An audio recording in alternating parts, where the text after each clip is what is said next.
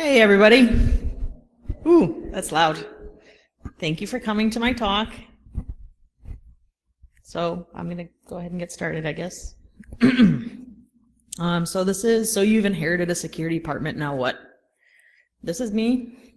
My name's Amanda, or Info Sister Online. I've been doing blue team related things for about 10 plus years. I've worked in healthcare, ISPs, higher education, bunch of different places doing, jack of all trades, sysadmin, network security, that kind of stuff. So the premise of this talk came. I had the idea about a year and a half ago. I had just started at a higher education job. Walked in and they had absolutely no idea what security was. And just the frustration that comes with walking into a place like that and having to start a security program from the ground up. I mean, the other engineers there knew about security too, but nobody outside of the 3 or 4 people knew or cared about it. So I wrote a blog post about this frustration, and I'm like, all right, well, there's so much you can do for free that so many companies aren't putting in place that maybe it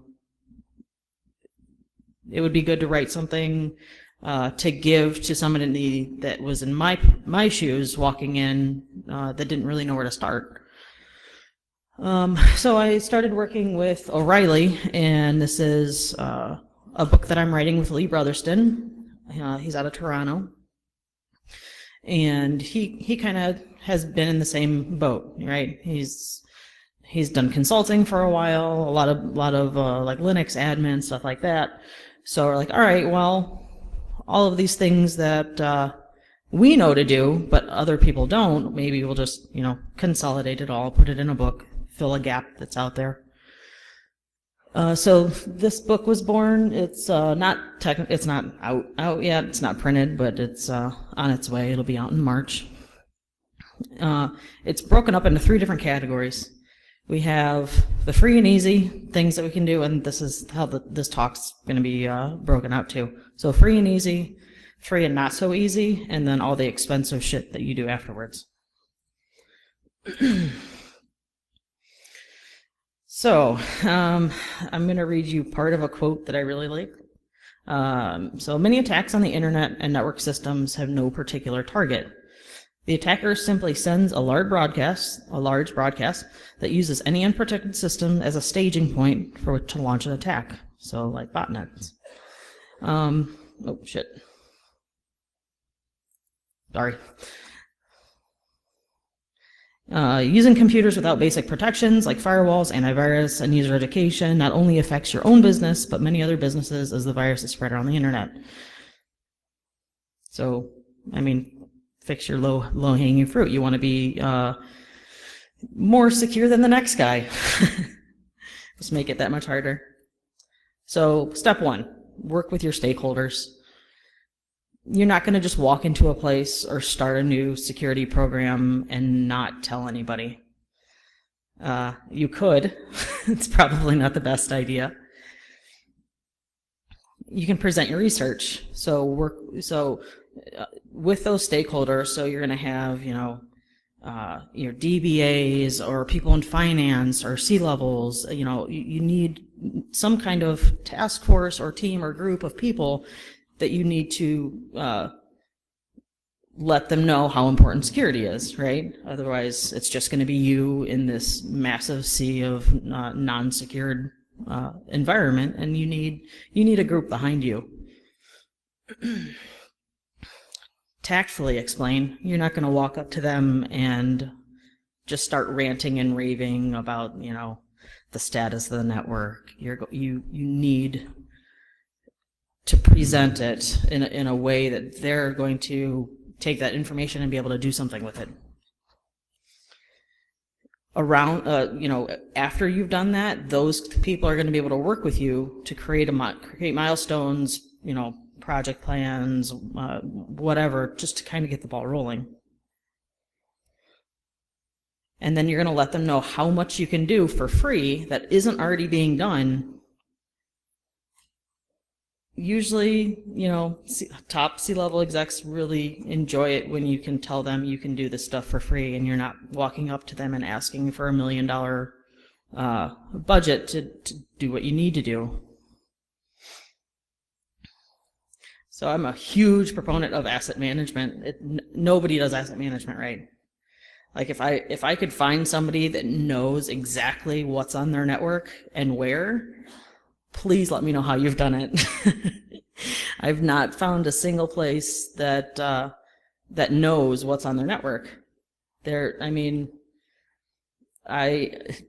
I'm really anal about that kind of stuff. So I would want to know, if somebody plugs something in my network, I want to know. I want to know what it is. I want to know if it's ours or if it's, something they're bringing in from home. You can't protect against what you don't know. So take charge. I'm going to go over a couple different things you can do for asset management that are free. And most people don't want to do the asset management themselves. So it's a good opportunity for you to just do it on your own. Have one source of truth. I just talked to a company that we were trying to find out how many endpoints they had and what their domain controllers were. Like, well, we think we have 6 domain controllers, but we also have this other domain, but we're not really sure where those reside. We have this list over here in SharePoint, and then we have this Excel spreadsheet, and I don't have access to that subdomain, so I don't really know if those are how many DCs are on that one. That's a problem. I mean, your domain controllers are something that it should be really high on your priority list to secure, right? So have one source of truth. Don't have, the spreadsheet and the SharePoint and whatever. You need to keep it all organized. Visibility into your network, that subdomain, know what you have visibility into. If you don't have visibility into it, that's fine. You just need to know, if it's another company, whatever, that's stuff that needs to be documented. And then automation. You don't want to have to do all that stuff manually. And don't forget the cloud. Just because, your website's hosted somewhere else doesn't mean that you're not responsible for the security of it. You're late. And there's a lot of different methodologies for asset management that are out there. This is one of them. So assessing, planning, and implementing. So let's start with the free and easy. OSINT, so open source intelligence. This is free, right? This tool is pretty cool. It'll tell you like all the different websites or software that's out there that you can use to do OSINT. Do it on your own company. You can do this if you're even looking to move jobs, right? I should have, in hindsight, done my research on the company before I took the job, because they had, what was it, like 4/16s, and all of them were on Shodan. You could see their printers, you could see their SQL servers, like all accessible from the internet. That kind of stuff that you can do beforehand or as you're working there is also going to help you out with asset management. What can the internet see that you have? You can see what your public-facing technology is. So Build With will actually show you what your websites are made out of, right? Is it running Apache? Is it a Microsoft server running IIS? That kind of stuff.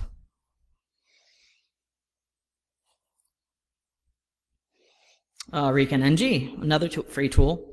It's like Maltego. So Maltego is a really, really fancy, super expensive tool that you can use to find that OSINT out on the internet about companies, people, whatever. GrrCON NG is free, kind of built like Metasploit. So you run different modules. It'll print you out reports, but it's all command line as opposed to the GUI, but it's free. It's a pretty good tool. The harvester, it's a Python script. It's included with Kali. You can just download it individually. I actually use this, put together a user education by phishing at the healthcare organization that I work for. This is going to scan Facebook, Google, LinkedIn, whatever, for all email addresses on your domain. Super easy for an attacker to run this against your domain, and boom, he has a list of email addresses that he's going to target.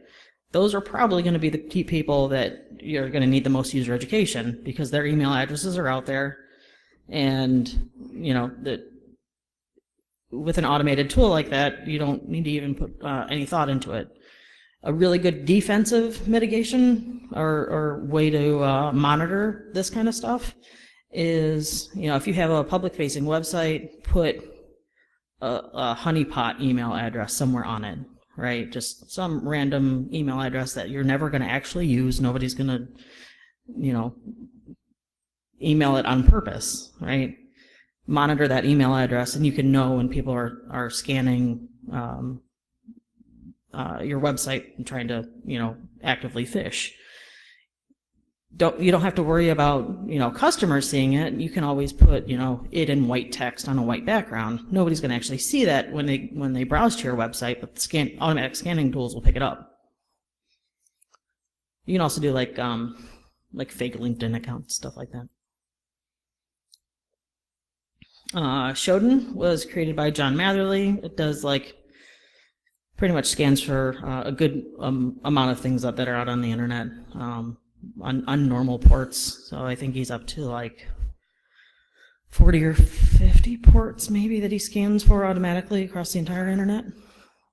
If you're working for a place and they know that Shodan is scanning them, I've had people say, all right, well, we just want to block all the Shodan IP addresses so it doesn't show up. Okay, great. Now it won't be on Shodan, but doesn't mean anybody else is not going to scan you. It's still, you're not fixing anything. You're taking information away from yourself that you could be using. Some more free and easy stuff that you can do. Get a trial vulnerability scanner. So vulnerability scanners can be expensive depending on how many endpoints that you have and how often you want to scan, that kind of stuff. If you want to prove the bang for the buck, go ahead and get a trial first. Scan a subset of your network, scan something that you know is probably insecure, and there, you can give the report to those top executives and let them know, hey, we have all of this stuff. Let them know the free stuff that you can do, more stuff that we'll talk about to mitigate some of that. And at the end, when you realize that you need to scan the rest of your network or have ongoing vulnerability scans, you'll have all that information to back you up when you go to actually ask them for some money.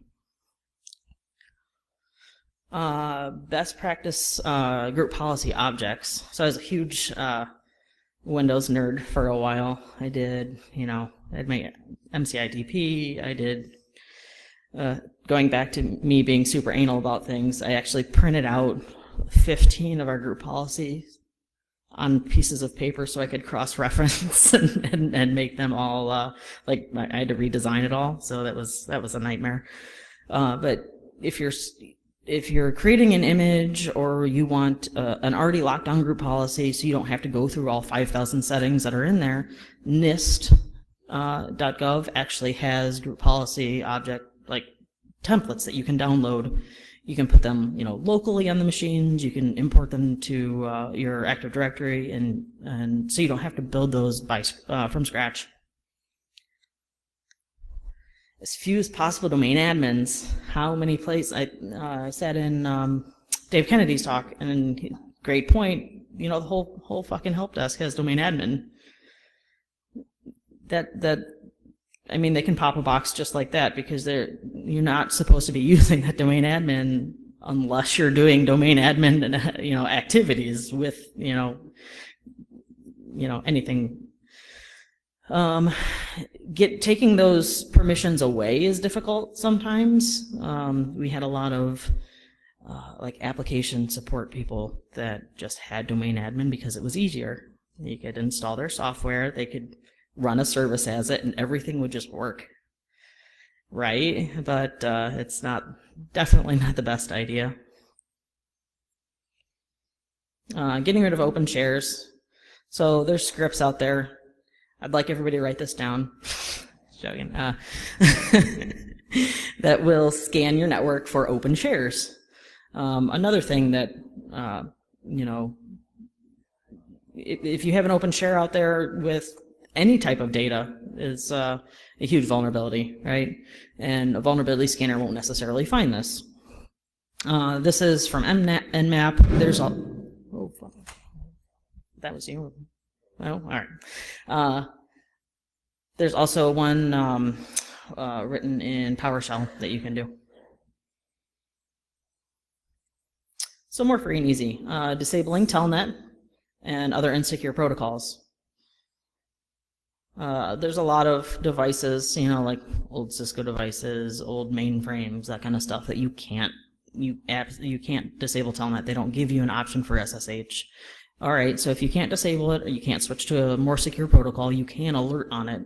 I mean, Splunk's not really free, but there's other pieces of software that you can set up that will alert on the login over that port.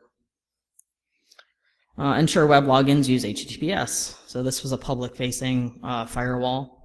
I did the SCCTF, not this DEF CON, the DEF CON before, and Frontier was the company that I had to find all the OSINT information on. All of their F5s were HTTP. There's like 30 or 40 of them throughout the United States that were all just plain HTTP. Locate and destroy plain text passwords. This talk's full of just horror stories that I've had to encounter. The place I worked at, the healthcare organization, when we got our first pen test, one of our network admins had all passwords for the organization in a password-protected Excel spreadsheet. So they had domain admin within 5 minutes. No open Wi-Fi. Same place. I was actually working at the help desk at that point. Got a call from a lady, and her Wi-Fi wasn't working. And it was part of our job to, go up to the patient room, help them with whatever device they have, try and get them on the free Wi-Fi. Well, that Wi-Fi had no password, no way of authenticating you, whatever. Turns out that she was on the next street over, using our Wi-Fi as her internet, and she just wanted to call and let us know that it was down.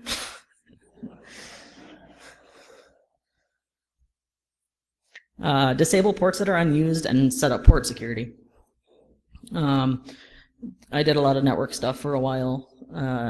One of the biggest pains in the ass is we're turning off all unused ports. We had no idea of knowing what ports were being used unless we physically logged into each switch and did everything manually.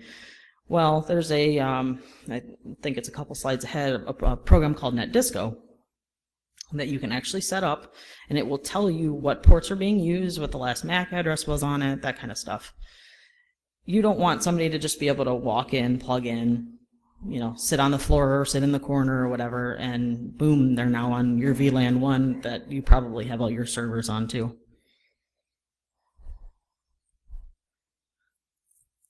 So, disable SSL, that's a no-brainer. So 33% of all HTTP servers are vulnerable to one of the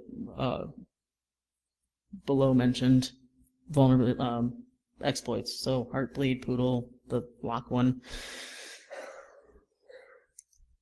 You can use SSL Labs to see if your websites are vulnerable for it. And not necessarily, you don't just worry about your external websites, you want to worry about your internal ones as well. And OWASP and SANS has, different tutorials on how to disable and switch to TLS, right, for whatever type of web server that you're running.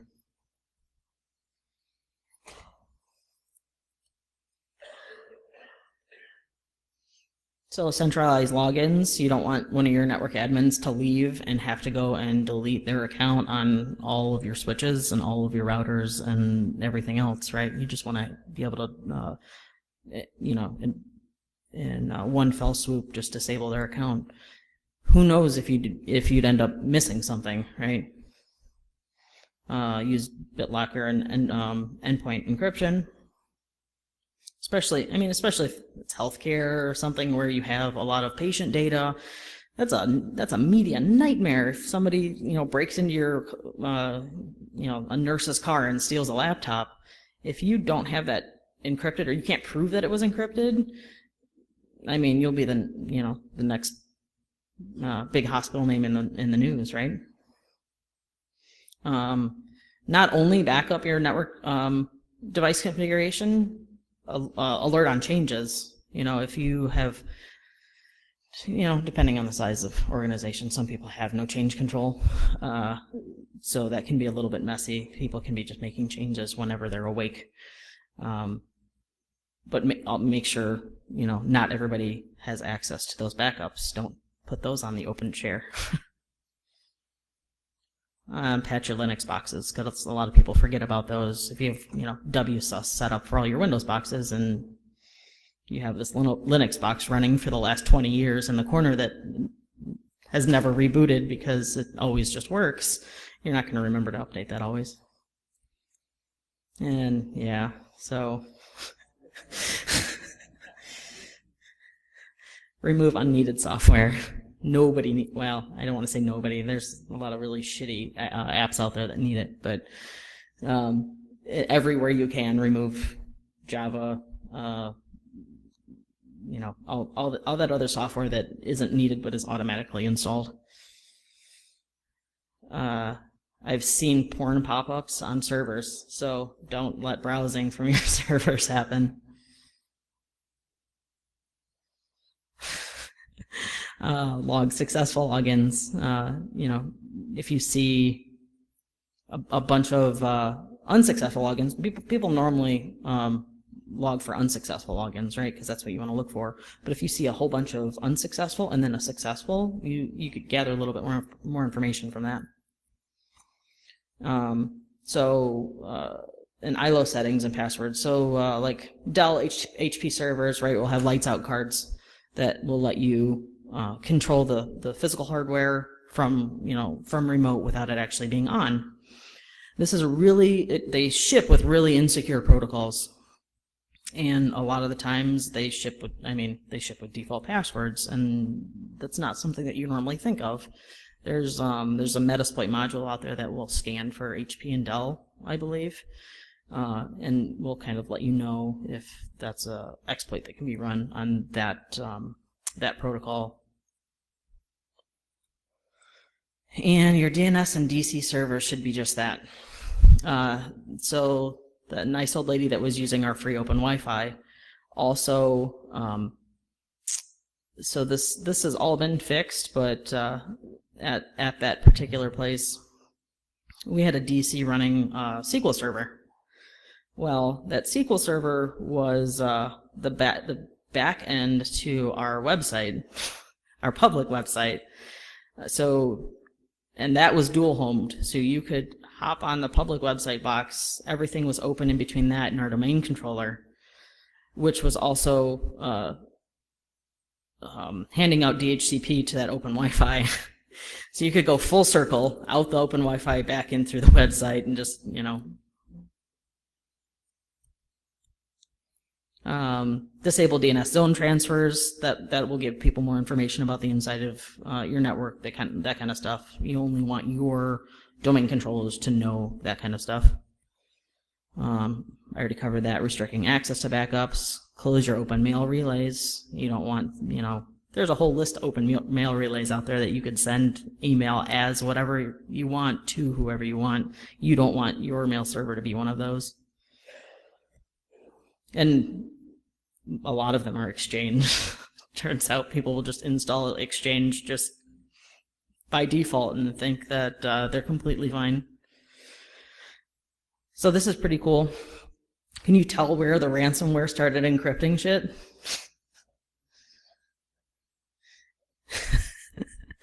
you're going to be able to alert on this.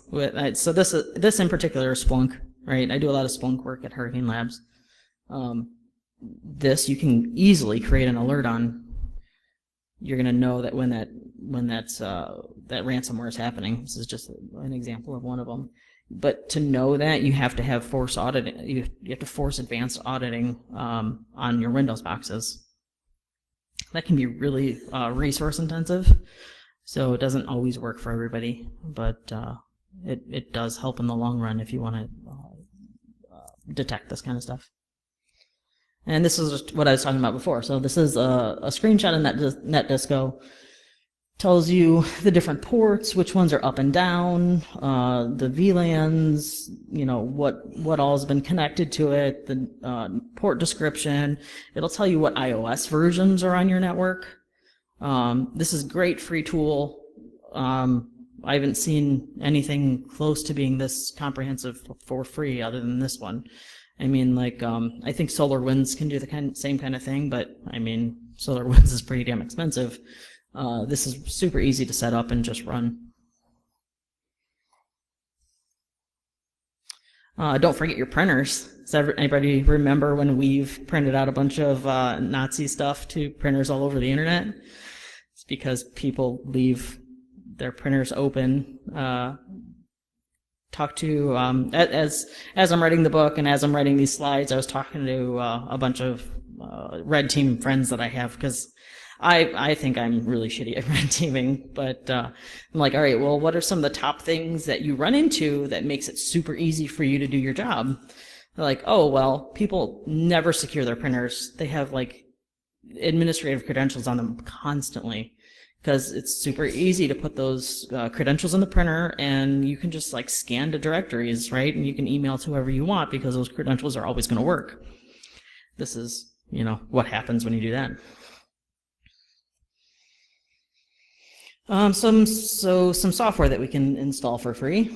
So URL scan will screen all incoming requests for like IIS servers. So some of the things that it actually protects against is max URL.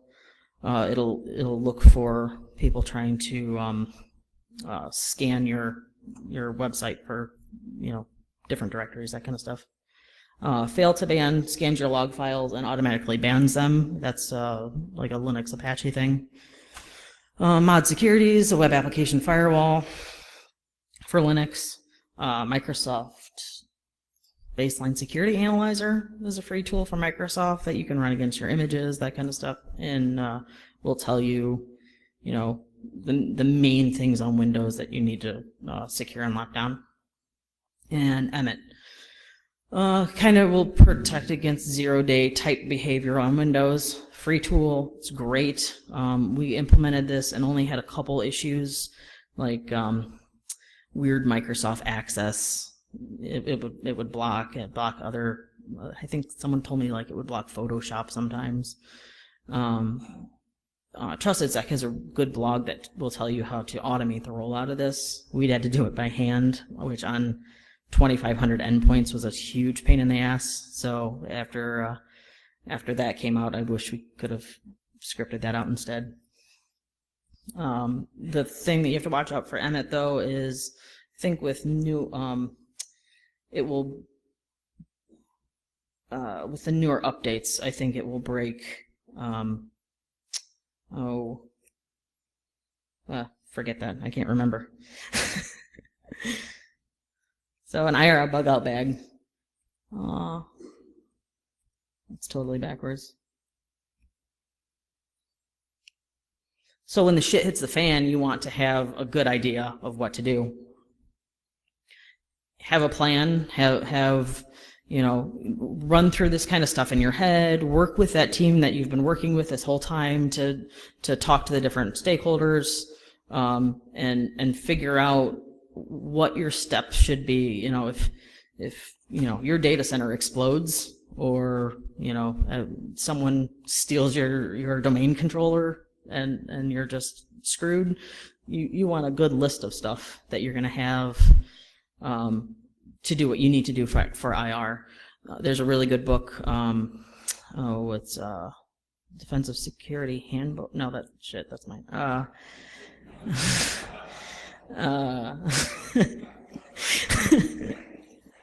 no, there's one on IR that does all the blue team. Sorry, the blue team handbook that does incident response. That's great. A great tool. Will give you different things to run down the list of if you have an IR issue, as opposed to just calling somebody.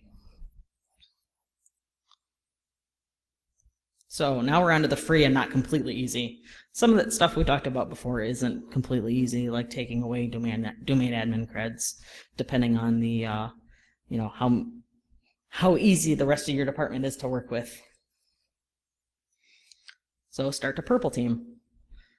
This was a huge step for me, just because I've always thought that I'm shitty at red teaming. Doing it in your own organization, though, you have less risk, because you kind of know,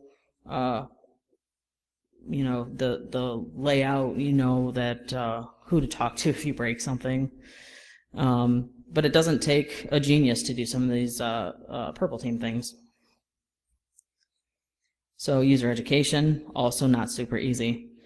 I mean, some people think user education isn't worth it. I've seen it be worth it. We put together, so it was all awards-based user education. If someone would report on like a phishing exploit that would come in, or a phishing attempt that would come in, they would get put in this monthly drawing.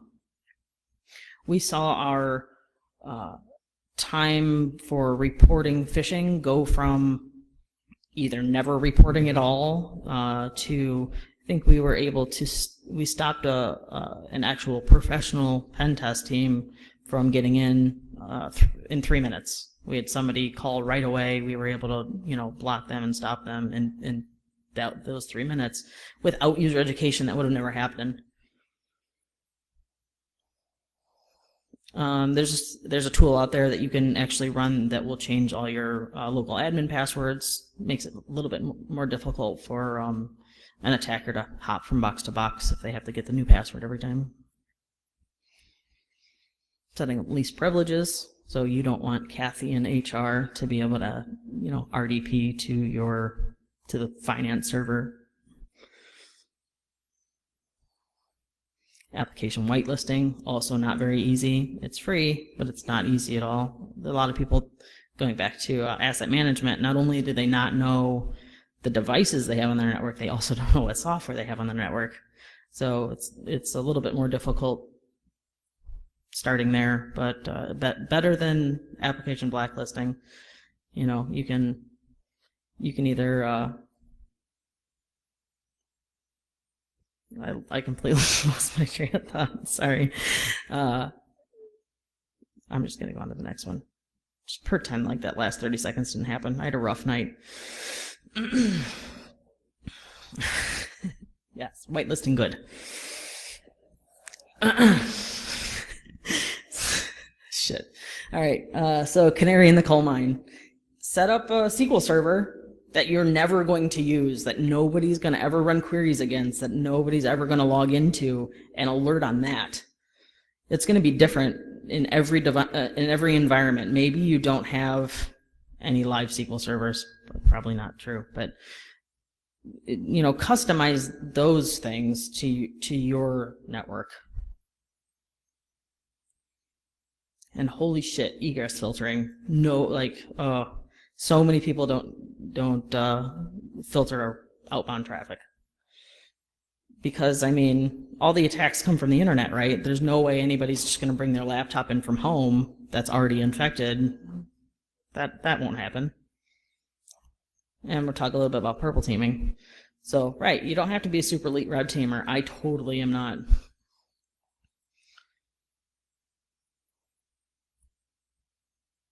But, so you can use Responder. There's a bunch of talks out there about Responder that you can, I mean, this is super non-invasive. You can do this on your network, and I mean, just learn about it. You know, the more you know about how the red teamers and the attackers think, the better you're going to be able to defend your own environment. So do this one carefully. I've accidentally brought entire network to their knees by doing a mass scan. Turns out some enterprise grade next gen firewalls don't handle mass scan very well.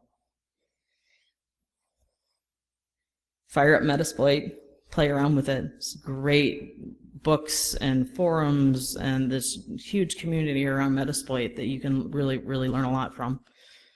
And you'll find more shit on your network that those vulnerability scans aren't going to find. So RAR is pretty cool.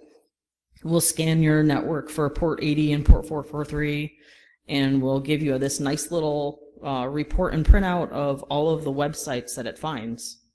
And it'll just do a screenshot.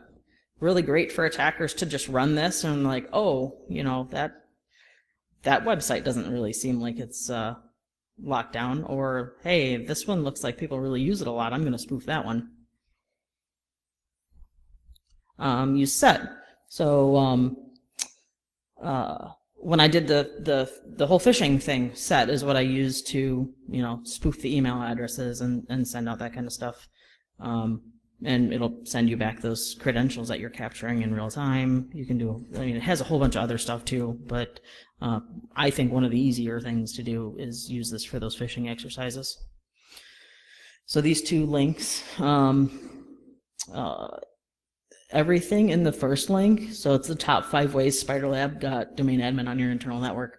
So they write responder, but they have you know, a great list of things that you really need to protect against. NetBIOS and LLMN is, you know, pretty high on that list. Last time I brought up this slide, like half the audience left. Like, shit, we don't want to listen about compliance. Nobody does.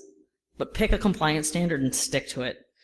There's so much you can get accomplished if you say, oh no, we have to do this because HIPAA said so. It's better than just a check mark, right? You can actually affect change by picking a compliance standard. Don't just worry about the compliance. But if you do security and you do security right, that compliance is just going to fall in line.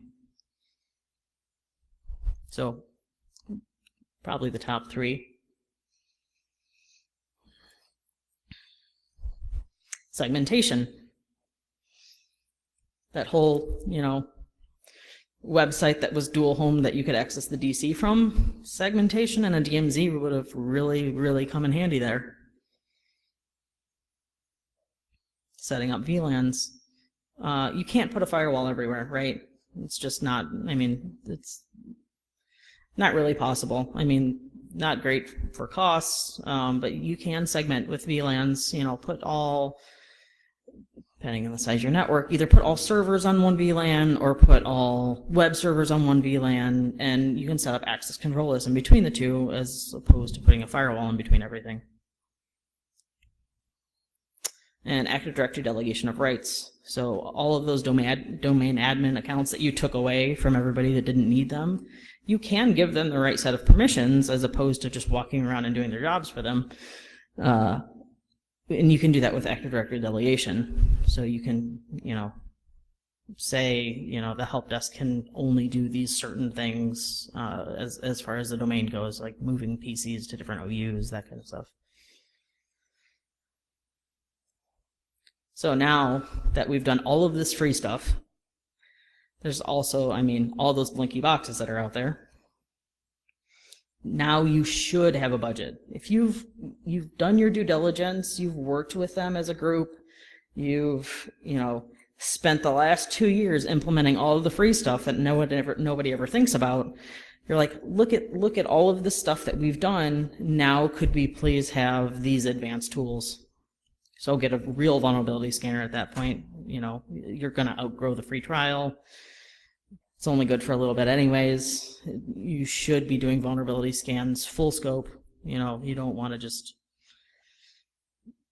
forget half of your network because they think it's a good idea that you don't scan that part. And do it I've seen people do it monthly, quarterly. Some people say they do it weekly, but that's a horrible idea. There's no way you can make enough change from one week to the next that you need a vulnerability scan every week. SIM, IDS, IPS. You know, I want to say get Splunk, and you can buy it from us, but there are other ones out there that are free. But you know, to get a good one that has advanced reporting, that kind of stuff, is going to cost a little bit of money. Get a professional pen test, not one of those places that sells a vulnerability scan as a pen test, right? You need to know the difference. You need to, you know, if they're giving you stuff that you already know based on what you've done a vulnerability scan on, you're not getting the money. You're not getting the value for the money. And not only two-factor authentication, but two-factor authentication implemented correctly. So we had a, I'm not going to say the name of it, but a two-factor software that instead of giving you a code or, you know, having a fob texting you, push app or whatever, it would call you, and all you had to do is hit pound, and it would log you in. That would technically, on paper, compliance, you know, you were covered for two-factor auth. What would happen is, you know, the pen testers got some credentials. It was using two-factor auth, but they used it. It called the person, and they just hit pound. Because, I mean, that's what they always do when they get a call from that number, is they hit pound, because that's what we train them to do. You know, that's how the software works. Technically, it's two-factor auth, but it's definitely not implemented correctly. And then you can get the next-gen cyber buzzword boxes after that. And get organized. IP address management software, password saves. You're not going to, I mean, all of those plain text passwords that you have found, you're going to need to put them somewhere. You can't just memorize all that stuff. You need to, there's, what is it? Thycotic has a really good product that I've used before, that you can give certain people access to folders within it. Secret Server, thank you. Yeah, it's a really good product. Incident response to tabletops and drills. So tabletop is going to be where you just think about what's going to happen. A drill is going to be when you actually physically make something happen. I've had people do the tabletops and then a week later get hit by the exact thing that we did the tabletop on, and they still fucked it up. So, but it wasn't as bad, right? I mean, each time you do something like that, you're going to learn a little bit more about your network. You're going to know who to call in what situation. You're going to know, you know, if you have to send out something media related, or you know, turn off certain things, or call different organizations, that kind of stuff. Each time you do that, you think of something else. And when it happens, you're a little bit more prepared. You're not always going to get it right, but, you know, that next step is just how fast you're able to recover from that IR incident. And a run book where you keep all of this.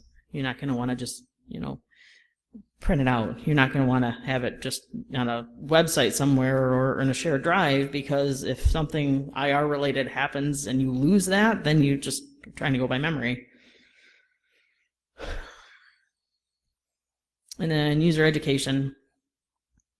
I just like to hit on this again, because you can do everything that you need to do technically, but that user is always going to get phished. They're the weakest point, hands down. Other than me fucking up a couple times, thank you. Any questions? Yes. My favorite vulnerability scanners? I'm partial to Nessus. I used Nessus for a while. Yeah, I mean, it has you know, different levels where you can, you know, like advanced reporting, tracking vulnerabilities from month to month, whatever. But yeah, I like it a lot.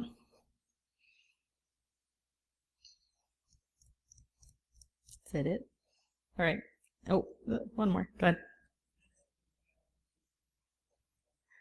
You're gonna make me talk about application whitelisting when I sat up here and froze. Go ahead, sorry.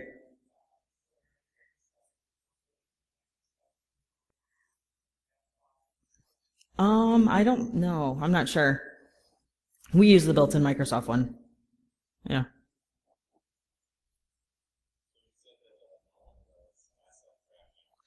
correctly. Yeah.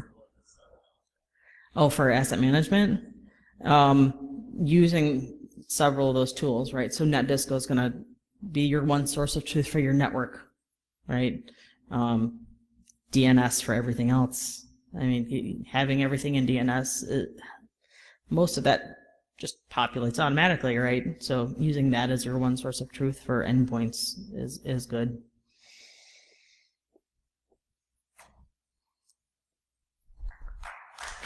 Thanks.